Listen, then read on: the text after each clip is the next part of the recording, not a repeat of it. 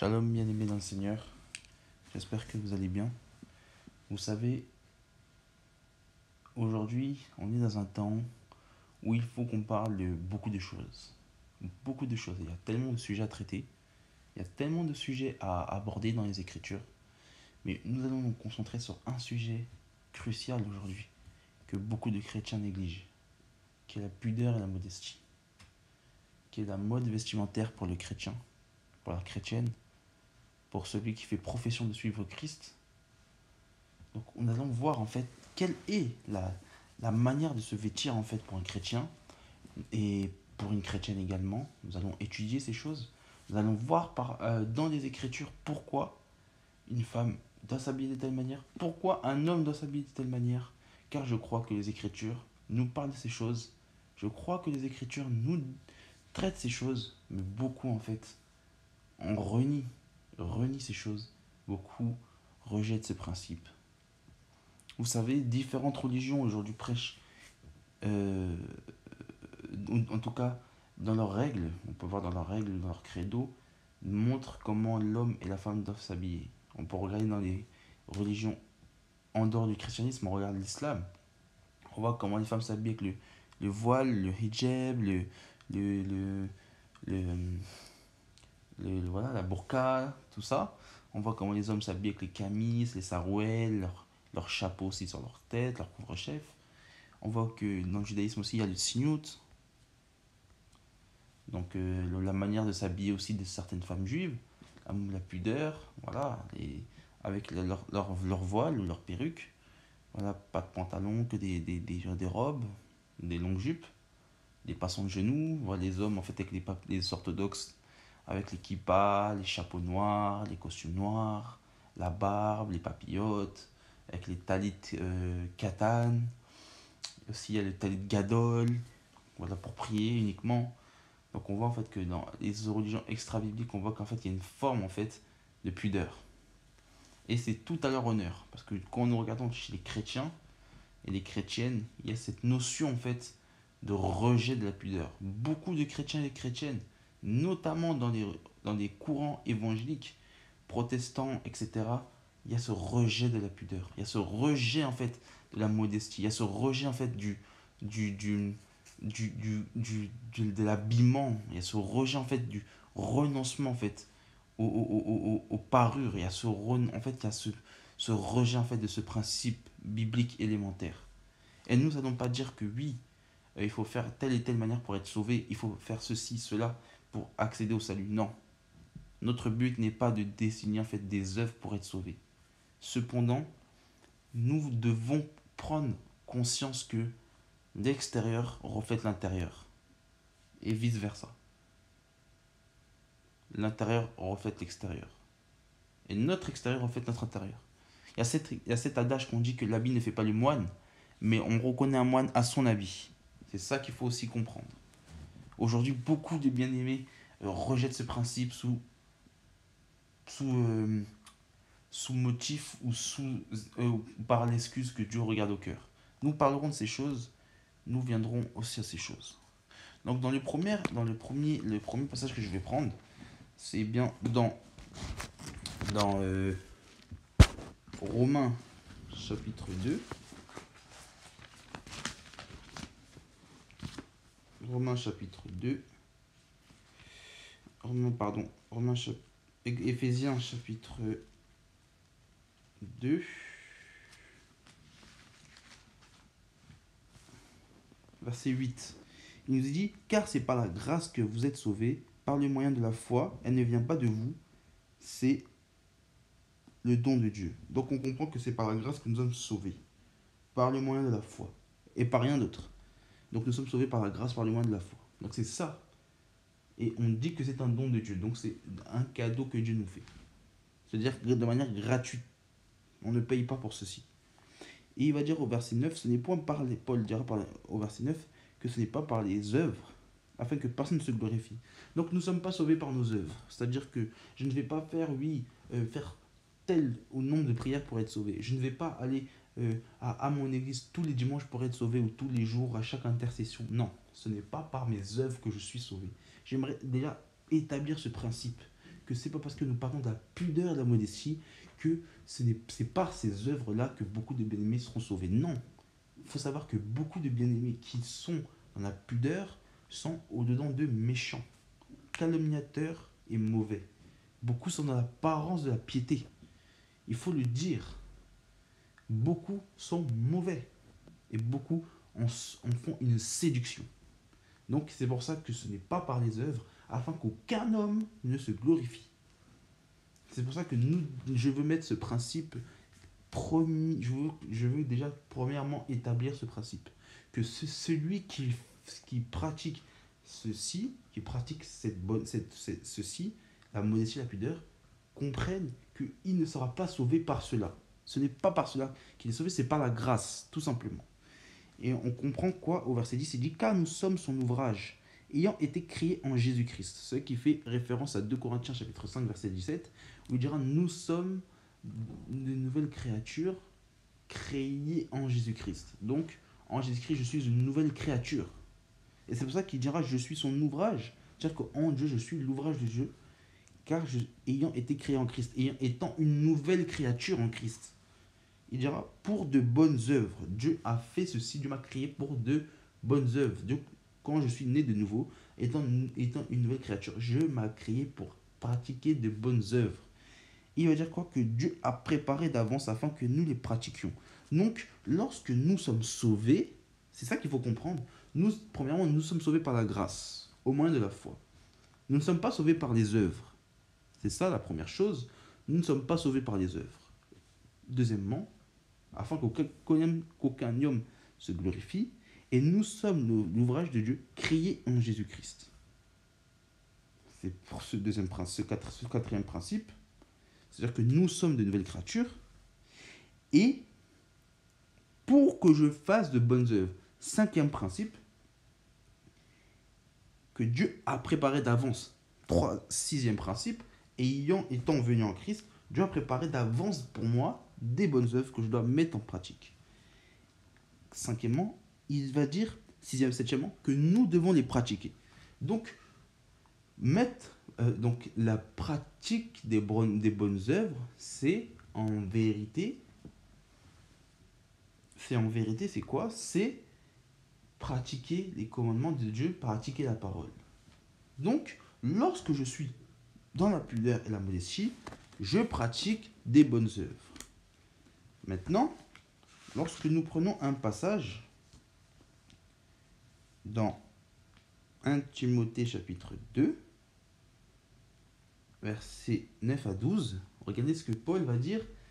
Il dira « Je veux que les femmes vêtues d'une manière décente, avec pudeur et modestie, ne se parent ni de tresses, ni d'or, ni de perles, ni de bijoux somptueux, mais qu'elles se parent, regardez, qu'elles se parent de bonnes œuvres, comme il convient à des femmes qui font profession de servir Dieu, que la femme écoute l'instruction en silence, etc. » Donc ici, Paul dira « Je veux que les femmes soient vêtues de manière décente. » Quand on parle de manière décente, la décence, on va prendre la définition du mot grec de la décence. On va prendre 1 Corinthiens chapitre 12. 1 Timothée chapitre 2. Ça, je parle bien de bonnes œuvres. Je parle bien d'un principe élémentaire. Chapitre 2, verset 9. 1 Timothée chapitre 2, verset 9. Il nous est dit quoi? La décence, le mot décence en hébreu, c'est kosmios, qui signifie bien arranger, la bienséance. Voilà, et dans le français, nous allons prendre la définition de la décence pour bien définir ce que c'est. La décence, c'est la bienséance, c'est avoir de bonnes mœurs. En français, c'est bien être convenu, discret, une tenue décente, convenable au regard de ce qui est normal d'attendre et de se considère comme juste, acceptable et correct. Donc la décence symbolise une tenue décente, c'est convenable au regard de ce qui est normal. Donc c'est ça la décence. Après, il va dire vêtu de manière décente, avec pudeur. Qu'est-ce que le mot pudeur dans le grec? Le mot pudeur, c'est eidos, qui signifie sens de honte, d'honneur et de modestie, timidité, révérence à l'égard de tous et de respect. Donc la pudeur symbolise en fait le contraire de l'impudeur, donc c'est-à-dire de montrer son corps. La pudeur, c'est de se cacher. C'est vrai qu'on parle de sens de honte. Celui qui est pudique a honte de montrer son corps, donc il se cache. Il est rempli d'honneur. C'est ce qui est dit dans Eidos, c'est la traduction du grec, qui signifie aussi la modestie, la timidité, la révérence, l'égard pour les autres. Retenez ceci, c'est l'égard pour les autres. Car si moi je m'habille bien, si ma soeur, tu t'habilles bien, parce qu'on va parler, on parle des sœurs, mais ce passage aussi peut faire référence aux frères. Mais si moi je m'habille bien pour mon bien-aimé. C'est parce que j'ai de l'égard pour les autres. C'est ce que eidos veut dire. Eidos symbolise que j'ai de l'égard pour l'autre. Si je m'habille d'une telle manière, c'est parce que moi, Jordan, j'ai de l'égard pour mon bien-aimé. Donc, de même que ma sœur, qui s'habille de manière convenable, de manière pudique, avec pudeur et modestie, de manière décente, avec pudeur, c'est parce que elle est en fait dans ces principes en fait d'égard à de pudeur à mon égard. Nous allons comprendre, nous allons avancer. Il va dire avec modestie. Le mot modestie, c'est sophrusun en hébreu, qui signifie solidarité de l'esprit. Vous imaginez la modestie qui symbolise la solidarité de l'esprit, qui symbolise aussi l'autocontrôle, la sobriété. On pourrait définir toutes ces choses, mes bien-aimés. On pourrait étudier ces choses, ça pourrait nous prendre des heures, mais nous allons aller droit au but. Vous voyez que la modestie, ça symbolise aussi le bon sens. C'est traduit comme le bon sens. Donc, mais la modestie, ça symbolise aussi la simplicité. C'est ça que ça symbolise. La modestie, c'est la simplicité, l'humilité. Paul va dire, ne se parle ni de tresses, ni d'or, ni de perles somptueuses, ni d'habits somptueux. On voit en fait que ici, Paul fait référence à l'extravagance. On ne dit pas qu'une sœur ne peut pas faire de tresses.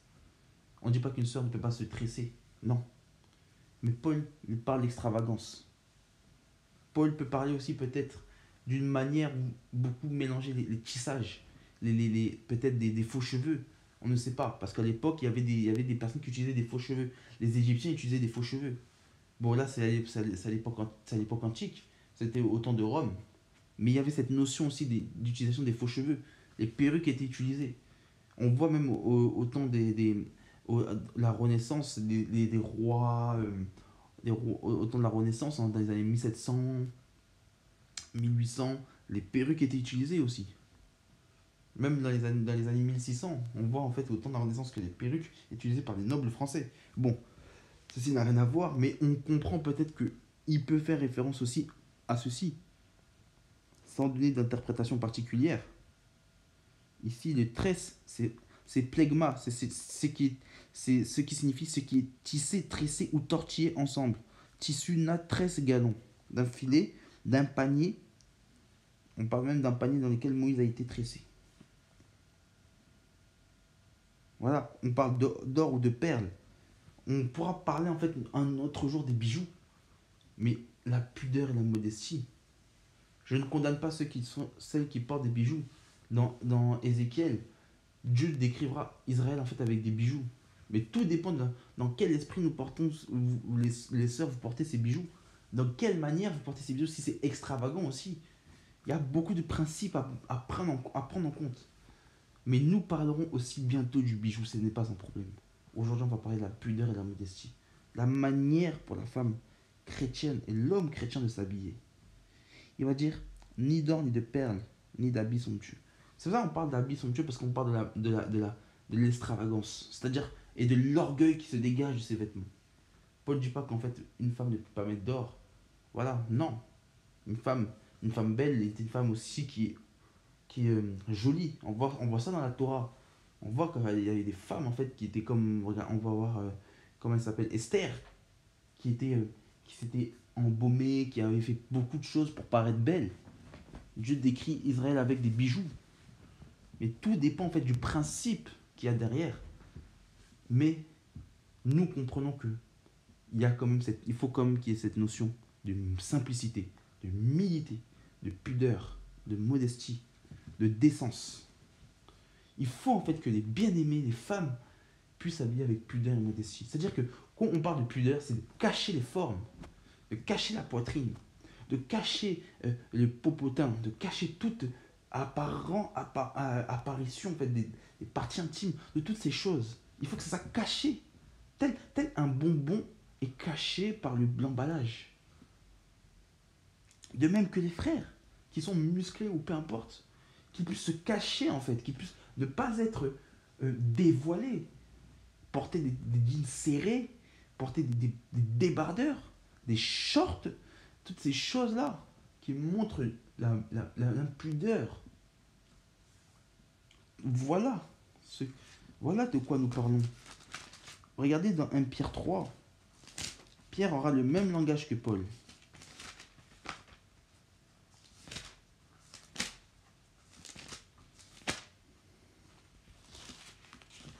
Pierre aura le même langage que Paul. 1 Pierre 3, à partir du verset 2, Paul dira, à partir du verset 3, Paul dira, ayant non cette parure extérieure qui consiste dans des cheveux tressés, des ornements d'or et les habits qu'on revête, mais la parure intérieure est cachée dans le cœur, la pureté incorruptible d'un esprit doux et paisible, qui est un grand prix. Paul ici va dire Pierre pardon, va avoir le même langage que Paul.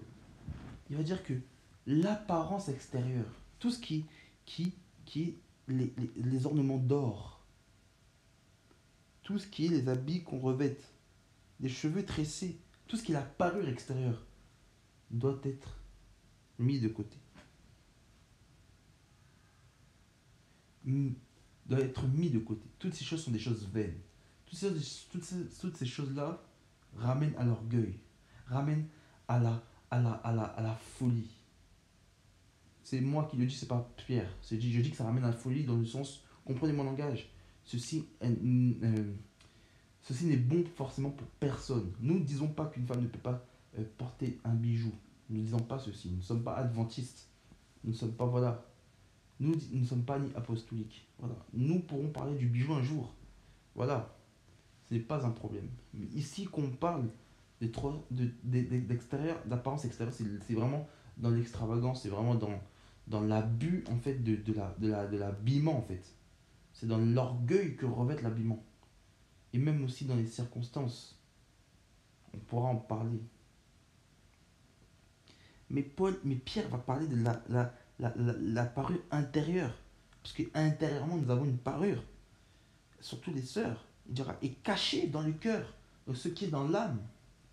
Il dira, la pureté incorruptible d'un esprit doux et paisible. Voilà ce que nous attendons les sœurs. Un esprit doux et paisible. Qui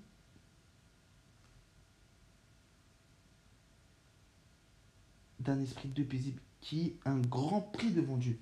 C'est ça que l'apôtre Pierre dira. Ceci est un grand prix devant Dieu. Imaginez. On peut parler de ceci. On peut expliquer même ce passage.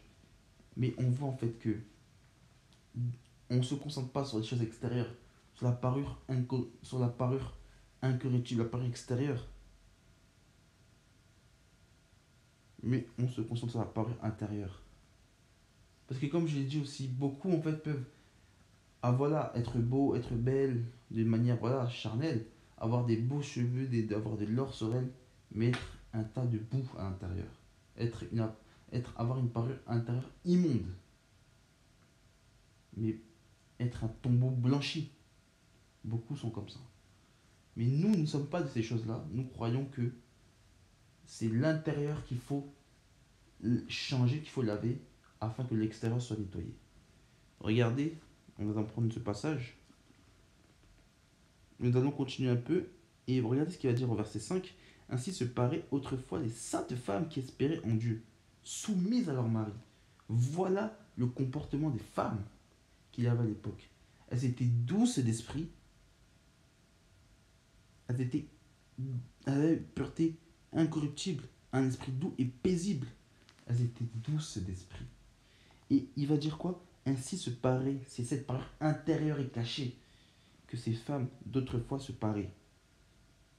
Des femmes qui étaient des saintes femmes qui espéraient en Dieu et qui étaient soumises à leur mari. Comme Sarah qui obéissait à Abraham et l'appelait Seigneur.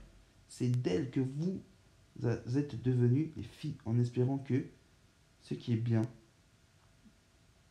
sans que vous favorisez ou vous laissez troubler par aucune crainte. Vous voyez? C'est ça le rôle du mari. C'est ça le rôle d'une femme. D'avoir cette parure intérieure, cette parure cachée.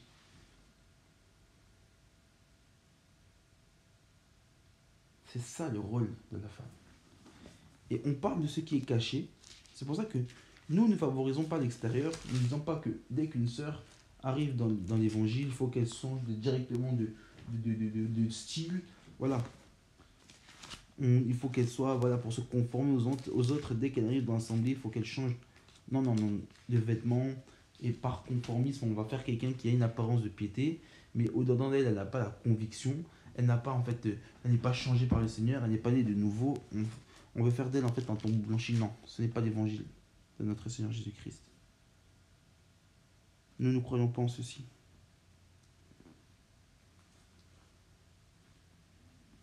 Regardez ce qu'il va dire le Seigneur dans sa parole.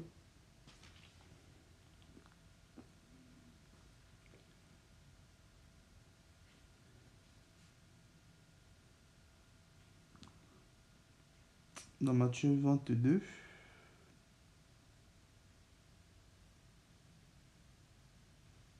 Regardez ce qu'il va dire le Seigneur.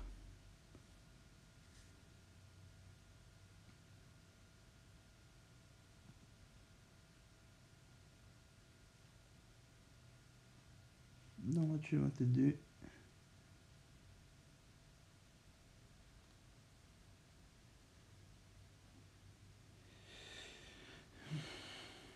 Dans chapitre, Matthieu 22, chapitre... Verset... Excusez-moi les frères, je suis en train de chercher le message. Non, pardon, dans Matthieu 23, à partir du verset 25, il est dit: Malheur à vous, scribes et pharisiens, hypocrites, parce que vous nettoyez le dehors de la coupe et du plat, et qu'au-dedans, ils sont pleins de rapines et d'intempérance. Je le relis. Méfiez-vous ce que le Seigneur va dire aux disciples. Méfiez-vous des scribes et des pharisiens hypocrites, parce que vous nettoyez le dedans de la coupe et du plat, et qu'au-dedans, ils sont pleins de rapines et d'intempérance. Donc c'est là qu'on parlait de parure extérieure et intérieure. Mais c'est ce que Pierre dira. On se concentre non sur la parure extérieure, mais sur la parure intérieure. Car l'intérieur reflète l'extérieur. Regardez ce que le Seigneur va dire au verset 24. Pharisiens aveugles, nettoient premièrement l'intérieur de la coupe et du plat, afin que l'extérieur devienne net. C'est pour ça que je disais tout à l'heure que, bien aimé, il faut que la personne soit née de nouveau. Il faut qu'elle soit sauvée par la grâce. Qu'elle comprenne qu'elle est sauvée par la grâce, qu'elle accepte le Seigneur Jésus-Christ. Qu'elle soit sauvée par la grâce et que ce n'est pas par ses œuvres qu'elle est sauvée. Et après, étant l'ouvrage de Dieu, étant une nouvelle créature créée en Jésus-Christ, celle-ci puisse avoir des bonnes œuvres que Dieu a préparées d'avance pour elle, afin que cette personne les pratique. C'est ça que Pierre dira, qu'il faut que l'apparence extérieure soit changée. Il faut qu'en fait, Pierre dira en fait qu'il faut qu'on ne se concentre pas sur l'apparence extérieure, mais l'apparence intérieure. Ou au-dedans de l'apparence extérieure, où les saintes femmes d'autrefois, comme Sarah, manifestaient en fait un cœur, un esprit paisible et doux. Voilà en fait le nettoyage qu'il faut. Ce n'est pas le nettoyage extérieur, premièrement, mais c'est le nettoyage intérieur et après extérieur. Il faut que je sois nettoyé de l'intérieur, que la méchanceté et toute la semence qui était mauvaise en moi soit effacée et qu'elle soit nettoyée, que le vieil homme qui a été crucifié il y a 2000 ans avec Christ puisse être mort quand je suis baptisé, selon Romains 6, et il faut en fait que je puisse manifester en fait le fruit de l'esprit, et par le fruit de l'esprit, je puisse montrer en fait par le fruit de l'esprit, par ayant reçu l'esprit, je puisse en fait montrer que je suis doux, et par cette douceur, je vais refléter ceci par ma parure extérieure. Et ayant l'égard des autres, je vais être modeste, pudique, décent. Et je vais me dépouiller des ornements, me dépouiller de ces choses. Voilà. Continuons dans Matthieu 27. Il dira, Matthieu 23, verset 27, malheur à vous, scribes et pharisiens hypocrites, parce que vous ressemblez à des sépulcres blanchis qui paraissent beaux au-dedans et qui, au, qui paraissent beaux au dehors et au-dedans sont pleines d'ossements de mort et de toute espèce d'impureté. Vous de même, au dehors, vous paraissez juste, vous regardez, c'est ça, on parle de l'apparence de la piété. Vous, au-dedans, vous paraissez juste aux hommes, mais au-dedans, vous êtes plein d'hypocrisie, d'iniquité. Malheur à vous, scribes et pharisiens, parce que vous baptisez les tombeaux des prophètes et ornez les sépulcres des justes. Et vous dites, si nous avions vécu autant de nos pères, bon, voilà, c'est autre chose. Mais on comprend que, en vérité, beaucoup sont dans l'apparence de la piété. C'est ça que je voulais exprimer aussi. C'est la séduction de beaucoup de sœurs qui sont méchantes, qui pensent parce qu'elles mettent le voile, et que, vu que d'autres sœurs ne mettent pas le voile, elles sont dans une sorte de supériorité spirituelle, que ça leur donne un plus, alors que nous disons non du tout. Aucun n'a un plus. Ce n'est pas parce que vous avez le voile que vous êtes supérieur à vos sœurs. Et c'est pour ça que même dans 2 Timothée 3, il dira quoi? Il dira, ayant l'apparence de la piété, mais reniant ce qui en fait la force. Et Paul dira, éloigne-toi de ces hommes. Voilà, beaucoup sont dans l'apparence de la piété parce qu'elles ont des jupes, elles mettent pas de maquillage, elles mettent le voile H24.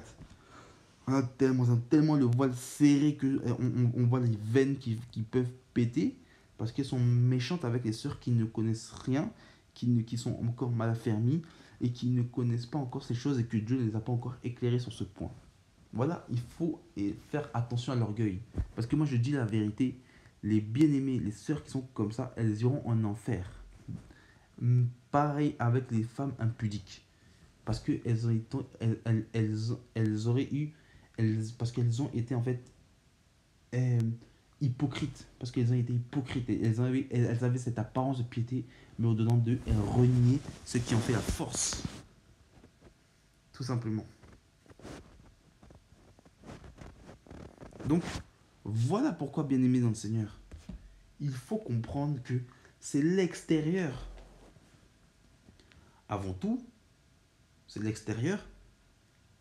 Ce n'est pas l'extérieur avant tout, mais c'est l'intérieur. Après, c'est l'extérieur. Il y a un autre point qu'il faut que je vais toucher. Il y a un passage que beaucoup de bien-aimés, là j'ai un peu brossé en fait pourquoi il faut s'habiller de manière pudique. Voilà, nous allons parler de la pudeur et de la modestie. Aujourd'hui aussi, avant de donner des choses pratiques, on va parler aussi de ce principe que beaucoup de chrétiens, beaucoup de chrétiennes aiment bien sortir. C'est 1 Samuel 16, verset 7. Il est dit, et l'Éternel dit à Samuel, ne prenez point garde à son apparence et à la hauteur de la taille, car je l'ai rejeté. Car l'Éternel ne considère pas l'homme, ne considère pas ce que l'homme considère. L'homme regarde au cœur, regarde ce qui frappe aux yeux, mais l'Éternel regarde au cœur. Et en fait, il faut comprendre le contexte en fait. Il faut comprendre le contexte. Il faut comprendre le contexte. Ici, c'était Samuel qui était parti parce que Dieu avait rejeté en fait Saül comme roi et Dieu avait dit à Samuel d'aller chercher un roi parmi les membres de la tribu de Juda. Et Samuel s'est arrêté chez Isaïe. Et Isaïe avait présenté tous ses fils, de l'aîné jusqu'au dernier, sauf un qui gardait les animaux qui était David. Et c'est pour ça que ici, on dit que Dieu, l'Éternel, ne considère pas ce que l'homme considère, mais l'Éternel regarde ce qui... Attendez, je répète. L'Éternel ne considère pas ce que l'homme considère, l'homme regarde ce qui frappe, ce qui le frappe les yeux, mais l'Éternel regarde au cœur. Oui, bien aimé, comme je l'ai dit tout à l'heure, l'Éternel regarde au cœur, effectivement. Mais il ne faut pas sortir ce passage de son contexte. Déjà, on sort beaucoup ce passage de son contexte, comme je viens de rappeler le contexte, mais il faut comprendre que l'Éternel regarde au cœur, effectivement. L'apparence ne fait rien. C'est pour ça qu'aujourd'hui, euh, toute personne peut être sauvée. Ce n'est pas un problème. Si une personne avec un cœur sincère se repent, elle peut être sauvée. Mais aujourd'hui, il faut comprendre que ce n'est pas parce que l'Éternel regarde le cœur qu'il ne faut pas changer de vêtements. Ce n'est pas parce que ma sœur, tu mettais des leggings dans le monde, parce que tu étais dans l'ignorance. C'est ce que Dieu dira dans Acte 17, je crois, verset 30. Dieu ne tiendra pas compte en fait des temps d'ignorance. Je vais prendre ce passage. Acte 17. Acte 17, verset 30.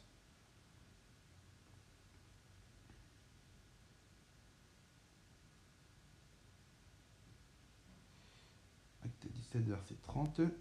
Voilà.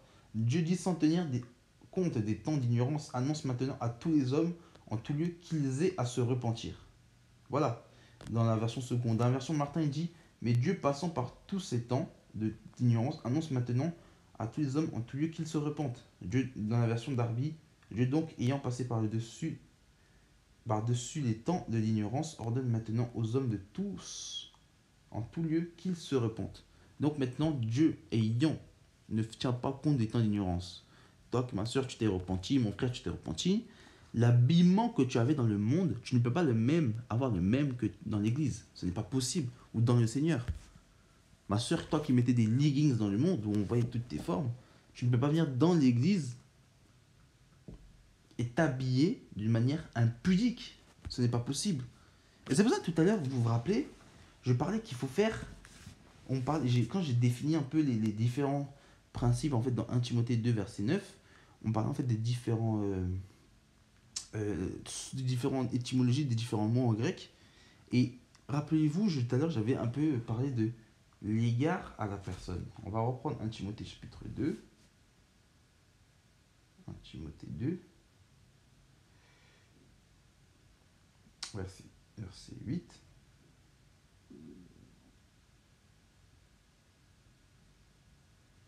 Et quand on parlait de pudeur, on disait que on pouvait les traduire comme la définition, c'est le sens de la honte, d'honneur, de la modestie, et aussi de révérence et d'égard pour les autres. Et remarquez ceci. Quand si je m'habille en fait de manière pudique, voilà, avec pudeur, c'est pour ne pas être une occasion de chute pour les bien-aimés. Pour les frères, pour les sœurs. Voilà. Si une sœur s'habille de manière pudique, c'est pour pas être une occasion de chute pour les frères. De même que le frère qui s'habille de manière pudique ne peut pas être une occasion de chute pour les sœurs. Donc c'est pour cela que nous comprenons que la pudeur, c'est aussi faire égard aux autres. Et regardez ce que le Seigneur dit. Il est dire dans Matthieu 5, verset 28. Et moi je vous dis, quiconque regarde une femme pour la convoiter a déjà commis un adultère avec elle dans son cœur. Donc ça veut dire que en fait, si ma soeur, tu t'habilles mal, dans le temps d'ignorance, Dieu ne prend pas en compte ceci, car tu t'es repenti. Quand tu t'habillais mal, tu étais une occasion de chute pour beaucoup d'hommes. Beaucoup d'hommes qui te convoitaient péché dans leur cœur. Donc si tu viens dans le Seigneur, tu dis que oui, mais Dieu regarde qu'au cœur. Donc tu peux continuer dans ton habillement. Même tu peux penser que ton pantalon, que tu as changé juste un pantalon, tu as pris un pantalon un peu plus large, mais qui apparaît quand même tes formes, même si ma soeur tu es mince ou tu essayes de cacher, mais ça reste on parlera du pantalon tout à l'heure, où tu commences à mettre toujours ta poitrine en valeur devant des hommes à l'assemblée ou dehors ou dans les agates, peu importe, tu continues à faire chuter les hommes, tu as encore une occasion de chute.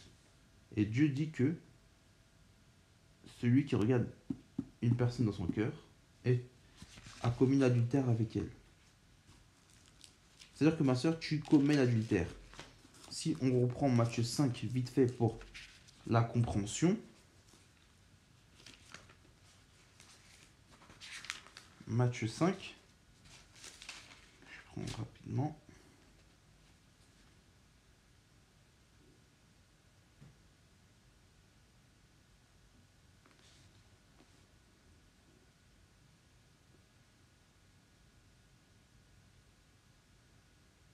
Matthieu 5.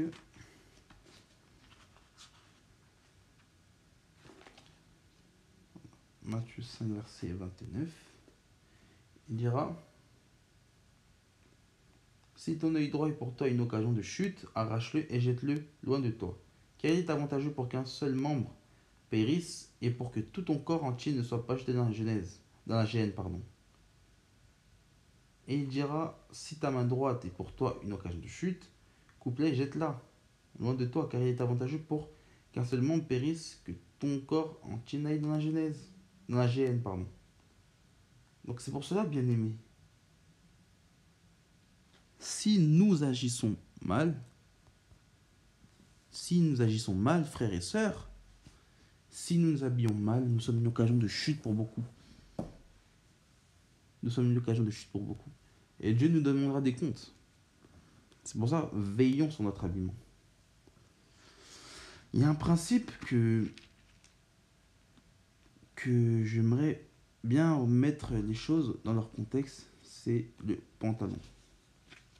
Vous savez, on parle de pudeur et de modestie, mais ça c'est le premier principe. C'est plutôt, si on parle de manière chronologique, c'est le deuxième principe.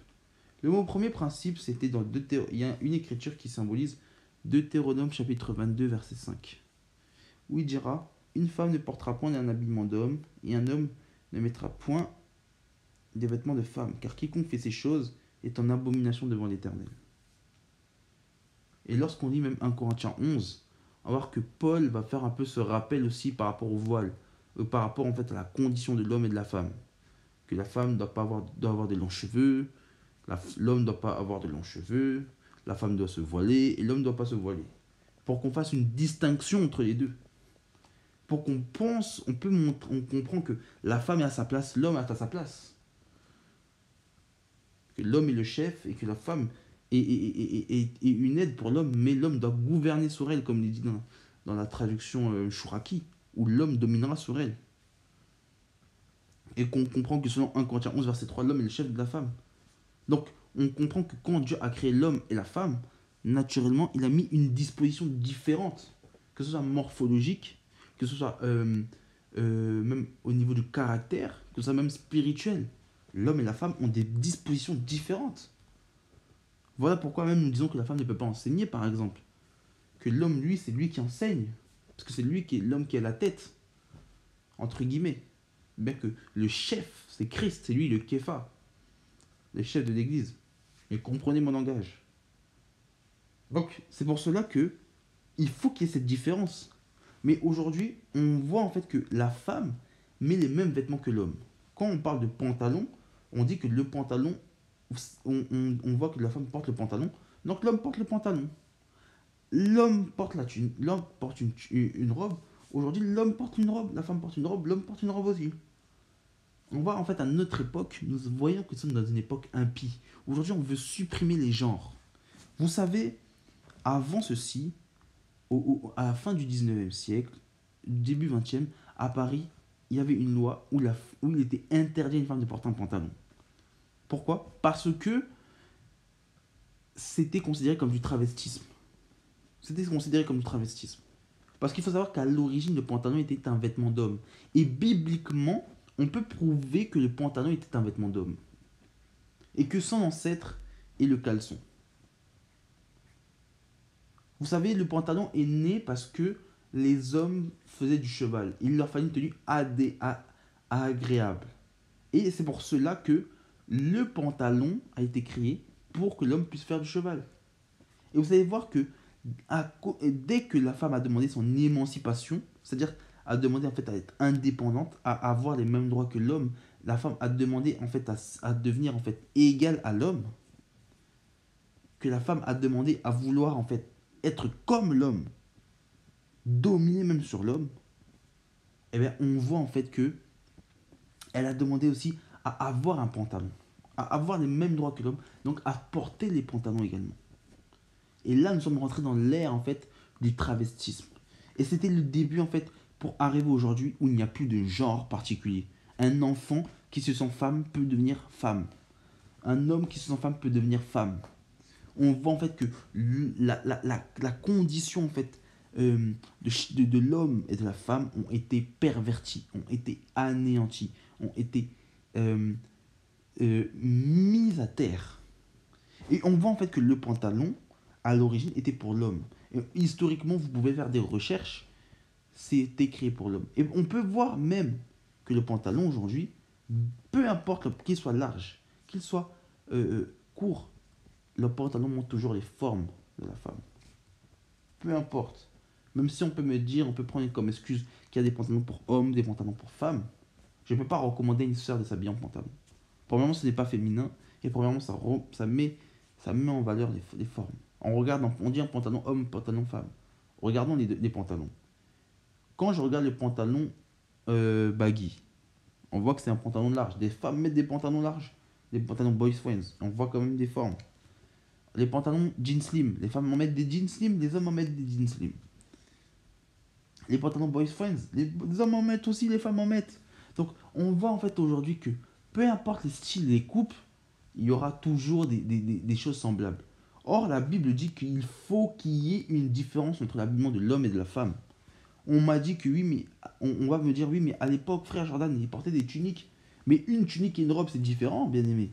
Il faut comprendre que à l'époque du Seigneur Jésus, les hommes avaient une manière propre à eux de s'habiller. Regardez, dans Exode verset 28, Exode 42, chapitre 28, verset 42, il dira quoi?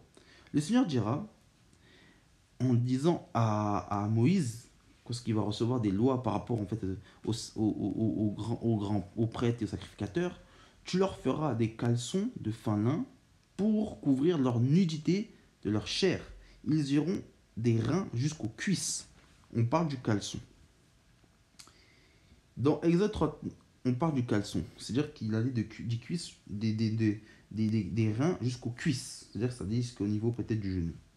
Et il va dire, dans Exode 39, verset 28,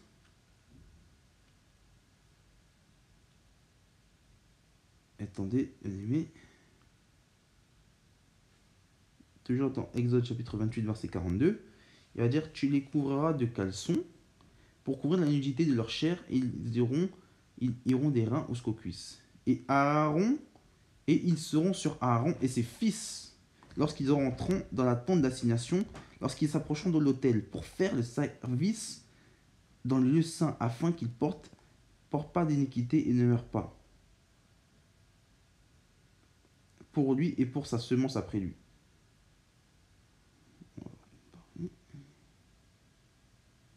On voit en fait que nous qui sommes une nation de prêtres sacrificateurs selon 1 Corinthiens, Apocalypse 1 verset 6, et selon Apocalypse chapitre 6 verset 10, Apocalypse chapitre 5 verset 10, on voit que Dieu a fait de nous une nation de sacrificateurs, etc. pour lui. Mais on voit en fait que quand beaucoup de bien-aimés s'approchent de lui, vont à l'assemblée, bien que on est sacrificateurs partout, mais s'approchent à l'assemblée, ils sont dans la communion fraternelle, on voit qu'ils ont une tenue impudique. Nous voyons que même par rapport aux Écritures, les Écritures sont mis de côté. On va continuer. Dans Exode chapitre 39 verset 28, il dira, et la tiare, les caleçons, les bonnets d'ornement, les fils, et les caleçons de lin, et les biscuits de retour. Dans Exode 44 verset 18, ça c'est l'habit du sacrificateur toujours. Ils auront des turbans de lin sur leur tête, des caleçons de lin sur leurs reins, et ils ne scindront pas avec ce qui fait transpirer. Ça c'est dans Exode 44 verset 18. C'est dans la version d'Arby. Il dira ceci. Dans Daniel chapitre 3, alors les hommes furent liés de leurs caleçons. Là c'est dans un autre contexte, en dehors du sacrificateur. Là, et on parle de Nabuchodonosor qui avait fait une statue d'or de hauteur qui était de 60 coudées, sa largeur était de 6 coudées. Il adressa dans la plaine de Dura, dans la province de Babylone. C'est dans Daniel 1, verset 3. Daniel 3, verset 1. On comprend que c'est dans un contexte différent. Ce n'est pas même pas les sacrificateurs. Mais on va voir que dans Daniel 21, 3, 21, alors ces hommes furent liés dans leurs caleçons, leurs tuniques, leurs manteaux et leurs vêtements. On dit que les femmes avaient un voile, etc. Les femmes n'avaient pas de caleçon. Vous pouvez chercher tous les versets dans les Écritures. Quand on parle de caleçon, on fait toujours référence aux hommes. On dit, ils furent liés dans leurs caleçons, dans leurs tuniques. On regarde deux types de vêtements, caleçon, tunique. Leurs manteaux et leurs vêtements. Donc ils avaient des manteaux et des vêtements. Et ils furent jetés au milieu de la fournaise de feu ardent. Et c'est ce qu'il dira parce que la parole du roi était rigoureuse et la fournaise était extrêmement chauffée. La flamme de feu tua ces hommes qui avaient fait monter Shadrach, Meshach et Abednego. Vous voyez qu'ils avaient des caleçons, ces hommes-là. Et toujours au verset 26, il dira quoi? Au verset 27, il dira, et les satrapes et les préfets, les gouverneurs et les conseillers du roi qui étaient assemblés vinrent ces hommes sur le corps lequel ils n'avaient aucune puissance. Les cheveux de leur tête n'avaient pas été brûlés et leurs caleçons n'avaient pas changé et l'odeur de feu n'avait pas passé sur eux. Ils avaient des caleçons, les Shadrach, Meshach et Abednego. Et on va comparer avec les autres traductions.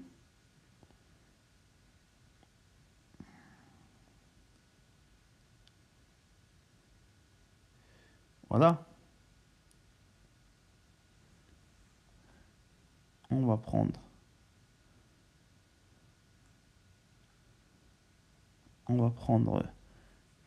dans la version, voilà. Dans une version, on parle des habits, des caleçons. Martin parle des caleçons. Second parle des caleçons.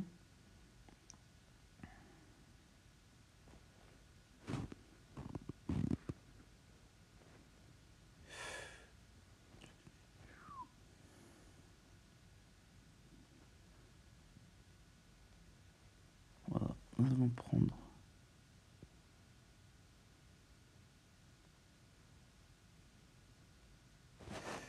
Excusez-moi, bien aimé, je suis en train de prendre quelques versions.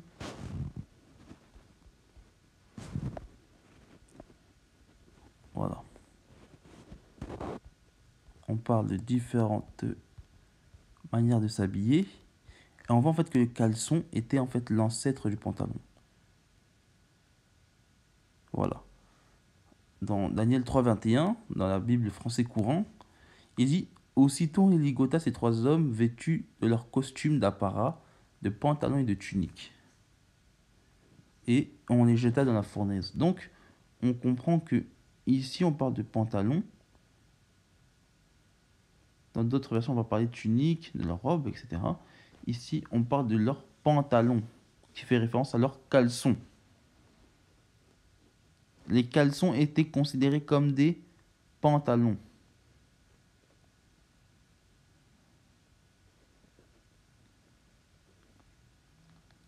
La Bible, nouvelle Bible français courant aussi. Aussitôt il ligota vêtus de leurs pantalons, tuniques et turbans. Dans la Bible du Semeur, on disait aussitôt les trois furent ligotés, tous habillés avec leurs pantalons, leurs tuniques et leurs turbans jetés dans la fournaise ou brûlés à feu ardent. Donc aujourd'hui, quand je vois beaucoup de bien-aimés qui aiment bien dire que oui, dans la Bible, on ne dit pas qu'il ne faut pas porter de pantalon, on parle des pantalons dans la Bible. On parle de la tenue d'homme, le caleçon. Mais moi, je veux savoir, aujourd'hui, est-ce que le caleçon, on a dit aux femmes dans la Bible de ne pas porter de caleçon, de porter un caleçon. Donc on voit qu'il y avait quand même une différence entre la femme et l'homme. Donc pourquoi aujourd'hui, beaucoup d'enseignent aux femmes, oui, vous pouvez porter les pantalons, vous pouvez porter les pantalons. Les pantalons, c'est quelque chose qui est normal. Ce n'est pas féminin, mes frères, mes sœurs. Ce n'est pas féminin. Le pantalon n'est pas fait pour la femme. Le pantalon était fait pour l'homme. La braguette témoigne de ceci. Les hommes avaient besoin de faire des besoins pour aller faire pipi.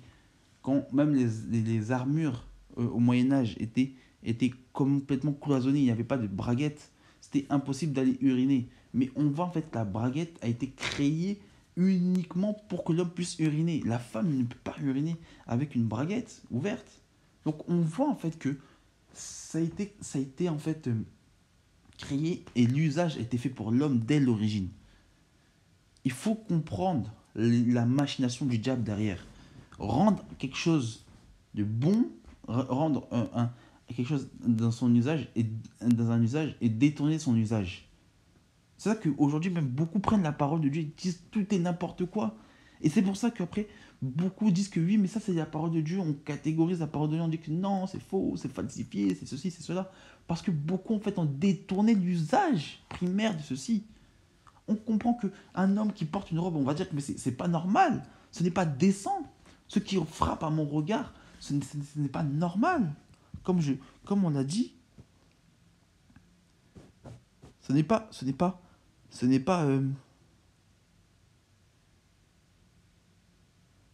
normal.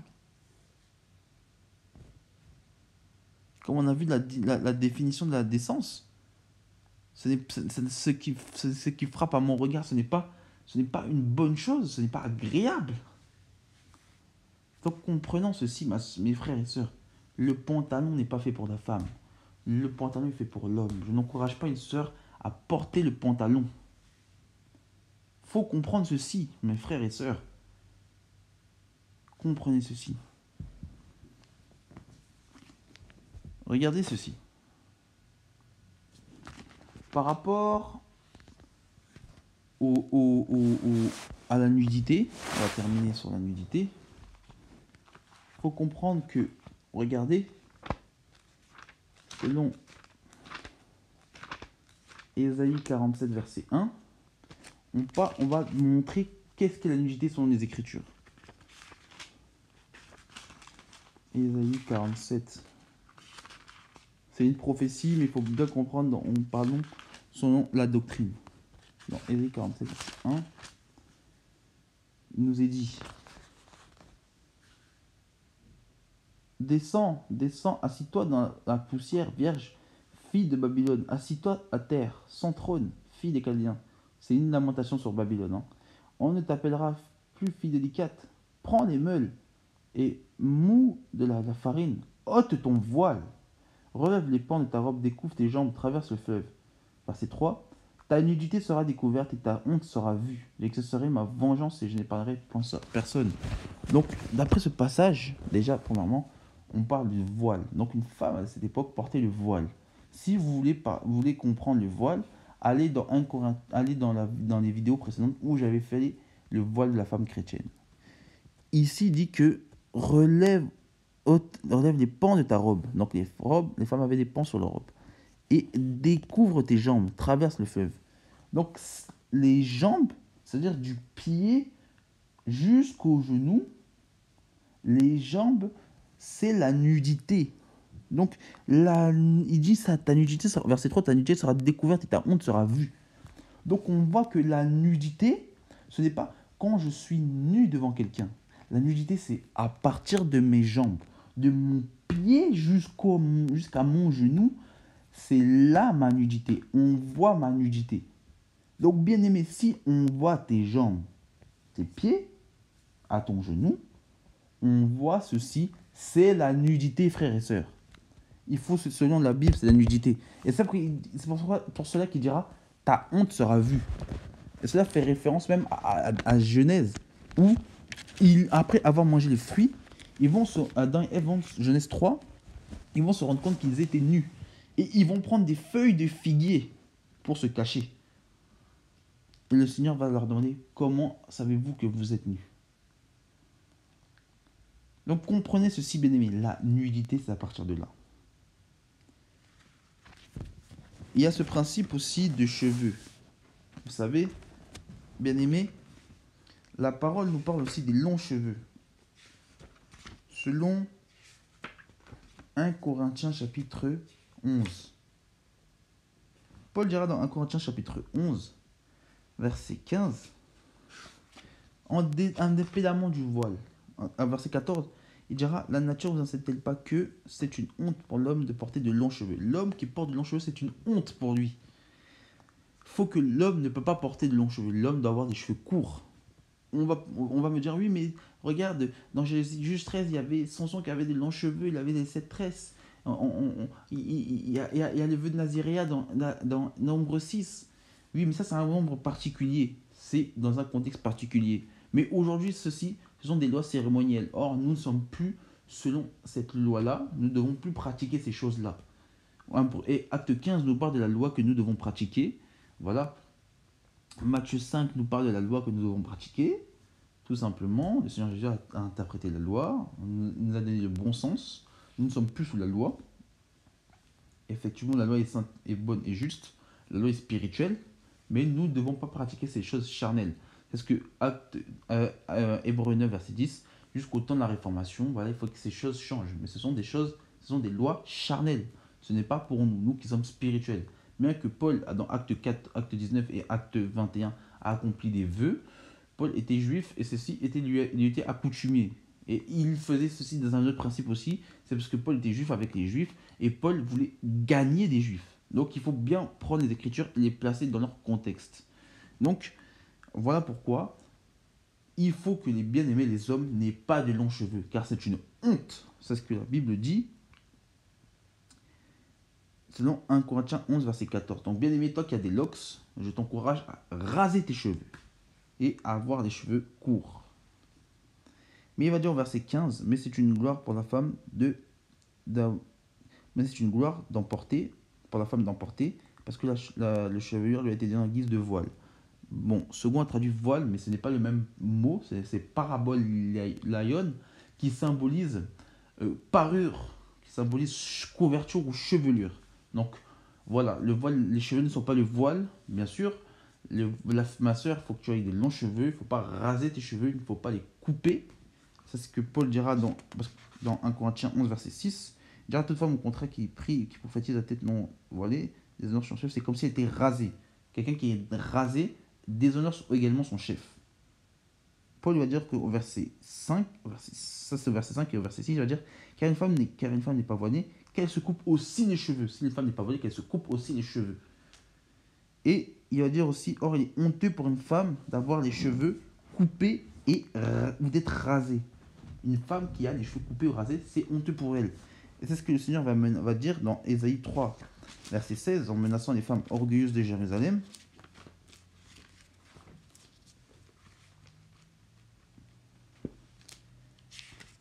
Ésaïe 3,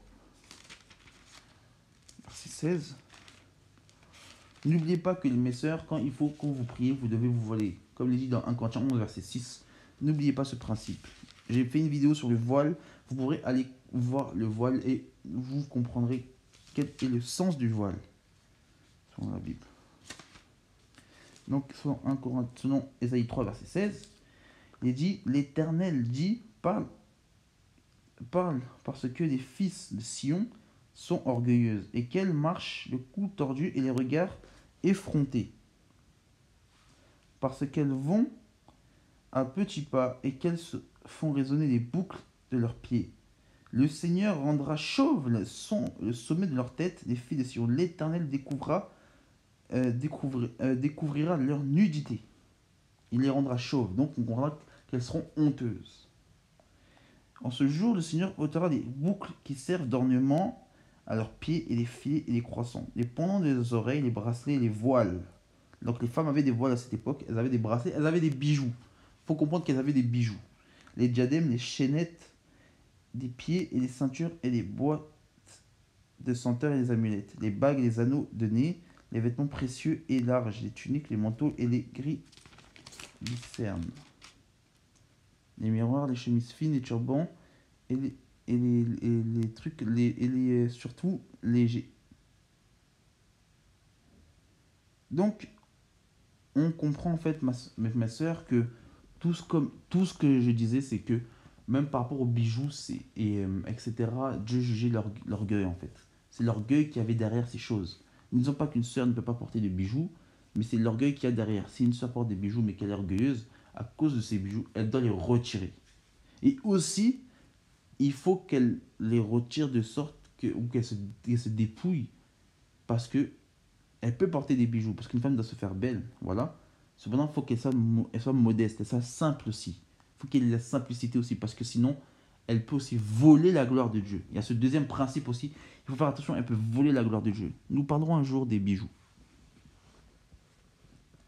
Nous ferons un enseignement spécifique dessus. Mais ici, on comprend que Dieu juge pour l'orgueil. Et il y a ce dernier principe où, qui est le maquillage. Quand on lit 2 Rois chapitre 9 verset 30, il dit j'ai eu entrage d'Israël et Jézabel ayant appris mis du fard sur ses yeux et se parut la tête et regardait par la fenêtre. On voit que la femme, la seule personne qui est dans les Écritures qui est mentionnée ayant mis du maquillage, c'était Jézabel. Donc nous connaissons le personnage de Jézabel, c'est une personne qui domine sur les hommes, c'est une personne qui était méchante, qui était mauvaise, c'est un démon clairement, qui a encouragé son mari Akab à adorer des faux dieux, qui a mis en Israël une apostasie incroyable, qui a, qui a fait mourir Naboth, voilà, qui, qui a mis en PLS Élie à cause d'une seule parole. Donc on comprend le contexte de cette femme qui n'était pas soumise à son homme, mais qui soumettait son homme. Donc on comprend que voilà, nous n'encourageons pas les sœurs à se maquiller, nous favorisons le naturel, parce que voilà, nous disons que voilà, c'est ce que je disais même aux sœurs, de ne pas se raser les cheveux, de ne pas se couper les cheveux, voilà, comme je l'ai pris dans 1 Corinthiens 11, de garder de ne pas mettre forcément les tissages, les tissages brésiliens, ils peuvent même avoir des connexions, des choses spirituelles, que ça a été donné aux faux dieux, mais il faut comprendre aussi que euh, en Inde, là, c'est ça. Il faut comprendre aussi que voilà, nous favorisons la nature, parce que Dieu a créé l'homme à son image. Nous voulons que nos sœurs, surtout nos sœurs noires et africaines, puissent assumer la beauté de leurs cheveux.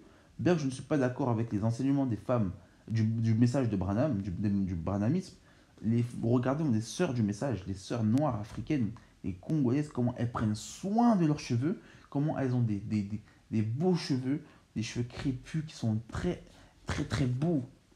Mais la cause de la colonisation, de l'esclavage et de toutes ces choses, il y a eu un complexe, il y a eu une destruction en fait, des consciences et une aliénation qui fait que nos sœurs sont obligées de se défriser ou de porter des tissages ou des cheveux lisses, alors que nous disons que nos sœurs sont très belles, que Dieu a créé chacune et chacun à son image, et que chacun et chacune doit garder sa nature de cheveux, et que nous encourage nos sœurs à ne pas porter les tissages, de ne pas porter les choses qui sont mauvaises. Ça, nous disons que ce sont des tresses, des choses tressées. Nous ne sommes pas d'accord.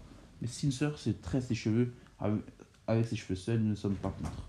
Mais c'est ce qui est détourné de son usage, ce qui est contre nature parce que ce n'est pas propre à elle. Donc nous disons que nous encourageons nos sœurs à être naturelles. Et c'est pour ça que par rapport au visage, voilà, nous ne disons pas aux sœurs qu'elles ne peuvent pas se faire belles, voilà, mettre un tout petit peu de poudre, ne pas par, voilà, elles peuvent mettre un truc léger, mais quand elles mettent du fard et qu'elles ont un but derrière, c'est-à-dire la séduction, nous disons que c'est du diable et qu'elles doivent se repentir et qu'elles doivent arrêter ceci. Mais si elles mettent un peu de poudre ou voilà quelque chose qui n'est pas voilà voyant, qui n'est pas trop exhibant, voilà, qui n'est pas qui n'est pas incroyable, voilà, qu'une sœur n'est pas maquillée en fait comme si c'était des guirlandes. de Noël, mais qu'il soit simple, qu'il n'y ait pas grand-chose, que ça ne se voit pas, que voilà, c'est quelque chose pour un peu se faire belle. Nous ne sommes pas contre. Et on va voir que Jézabel s'était maquillée pour séduire Jéhu. C'est ça qu'elle voulait faire. Et regardez ce qui va se passer. Toujours dans le même chapitre. Ils se retournèrent et il annonça à Jéhu, c'est ce que avait déclaré l'Éternel par son serviteur Élie le Tishbite en disant, les chiens mangeront la chair de Jézabel dans le champ de Jézaël. Et elle s'est fait manger par les chiens, étant tombée par la fenêtre. Donc, voilà. Voilà le caractère de Jézabel. Elle qui étudie les hommes selon Apocalypse chapitre 2, verset 20. C'est l'esprit de Jézabel. Nous parlerons aussi de ce chi. Et nous avons beaucoup de choses à traiter. Et mes sœurs, voilà. Soyez en paix avec vous-même. Que le Seigneur vous façonne et qu'il vous puisse vous changer intérieurement et vous manifester les bonnes œuvres. Et vous êtes très belles en Christ. Vous êtes très belles, mes sœurs. Continuez à persévérer dans la modestie. Et il y a ce deuxième principe aussi, les frères. Voilà. C'est vrai que les Écritures ne traitent pas forcément de commandements précis sur la manière de s'habiller des hommes, bien qu'on a vu avec les caleçons. Hein, on a vu que voilà, Dieu avait exigé des caleçons afin que on ne voit point la nudité. De la nudité d'Aaron et de ses fils. C'est ça qu'il a dit dans Exode 20. Tu ne monteras point à mon hôtel par des degrés afin que ta nudité ne soit pas découverte. C'est pour ça, il lui dira qu'il faut qu'il y ait un caleçon. Dans Exode 28, verset 42. Il faut qu'il y ait un caleçon afin que on ne voit pas en fait les degrés de sa nudité. Donc il faut en fait que l'homme puisse s'habiller de manière pudique. Voilà, mon frère, tu ne dois pas montrer en fait tes pectoraux, mettre des vêtements cintrés pour qu'on voit en fait tes parties intimes. Nous sommes contre ça, nous disons que ce n'est pas biblique et nous comprenons que l'homme doit s'habiller de manière pudique et il doit être aussi simple. Et c'est ça que même il y a ce passage qui est un peu connu dans la racine de la modestie du Tsignout, c'est Michée 6, verset 8, où il dira, homme, on te dit ce qui est bien et de marcher humblement avec ton Dieu. Donc c'est-à-dire que tu dois être humble. Il y a cette notion de Tsignout aussi, hein, c'est de l'humilité. C'est d'être humble avec le Seigneur. Hein, le Tsignout semble être. Le Tsignout, ça fait c'est plus proche de l'attitude morale en fait. Parce que c'est la pudeur et la modestie, ce n'est pas forcément l'habillement aussi, mais c'est l'attitude, c'est la manière d'être, de parler, de se comporter. C'est tout un mode de vie. Et ça, c'est le mot anava en fait, en hébreu, anaba, qui signifie l'humilité en fait dans le judaïsme. C'est considéré comme un idéal à atteindre en fait. Et on comprend que Moshe qui était quelqu'un de très humble, il faut atteindre la qualité de Moshe en fait, qui lui était très humble. C'est Moïse qui était humble. Donc, le Tsignout, voilà, c'est une mitzvot qu'il faut comprendre. Voilà. C'est de la pudeur. Mais c'est bien plus que ça, c'est de l'humilité. Donc mes frères, il faut être humble, il faut arrêter de se montrer parce que tu as des muscles, il faut que tu mettes les débardeurs, que tu montres que tes pectoraux, ça c'est impudique. Il faut se cacher mon frère. Il faut être humble. Il faut porter des vêtements amples. Ne pas montrer ta pudeur, tes formes, montrer tes muscles, montrer tes parties intimes, porter des trucs serrés, cintrés. C'est ça que même un frère, un grand frère que je connais, me témoignait que lui, une fois, il avait acheté un pantalon. Il avait acheté un pantalon une taille au-dessus, ou deux tailles au-dessus, pour pas que ça soit serré, pour pas qu'il soit mal à l'aise.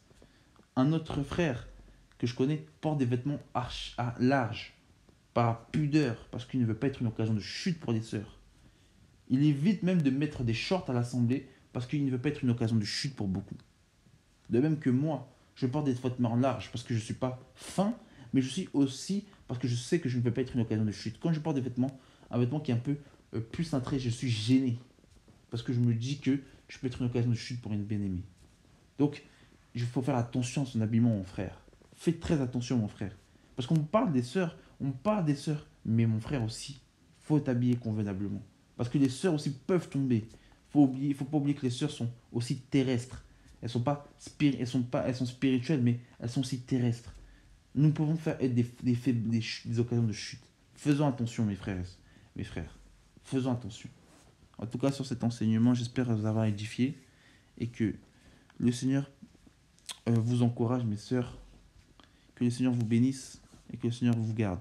Shalom.